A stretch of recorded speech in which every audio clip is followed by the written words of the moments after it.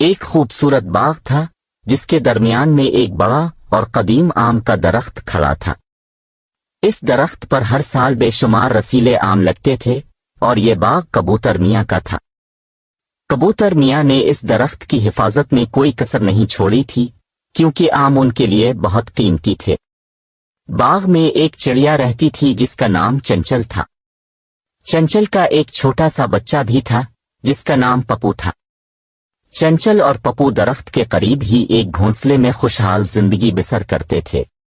وہ دونوں اکثر آموں کو دور سے دیکھتے اور ان کے رسیلے ہونے کا خواب دیکھتے۔ ایک دن چنچل نے سوچا کہ کیوں نہ آم کے درخت سے کچھ آم لے آئیں اور پپو کو کھلائیں، لیکن ایک مسئلہ تھا، کبوتر میاں ہمیشہ آم کے درخت کی حفاظت کرتے تھے اور کسی کو آموں کے قریب جانے نہیں دیتے تھے۔ اس دن چنچل نے ہمت کی اور پپو کو ساتھ لے کر آم کے درخت کے پاس پہنچی، مگر جیسے ہی وہ آم توڑنے کے لیے آگے بڑھی، ایک کالی شکل اچانک درخت پر نمودار ہوئی۔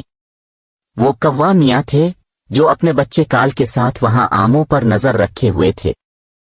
کوا میاں نے چنچل کو دیکھا اور غصے سے بولے، تم یہاں کیا کر رہی ہو؟ یہ آم تو کبوتر میاں کے ہے۔ چنچل نے بڑی نرمی سے کہا، میں صرف اپنے پپو کے لیے ایک آم لینے آئی ہوں۔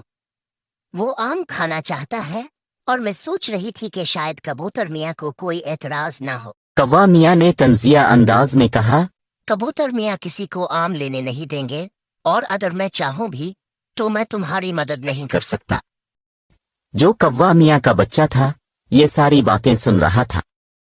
اس نے معصومیت سے اپنے والد سے کہا، ابا، کیوں نہ ہم چڑیا اور اس کے بچے کی مدد کریں؟ آخر یہ آم سب کے لیے ہے اور پپو بھی تو چھوٹا ہے، اسے آم کی ضرورت ہو سکتی ہے۔ کوا میاں نے کچھ دیر سوچا اور پھر بولا، اچھا، لیکن اگر تمہیں آم لینا ہے تو ایک شرط پر لینا ہوگا۔ تمہیں کبوتر میاں کو اس بات کا یقین دلانا ہوگا کہ تم آموں کی چوری نہیں کر رہی ہو۔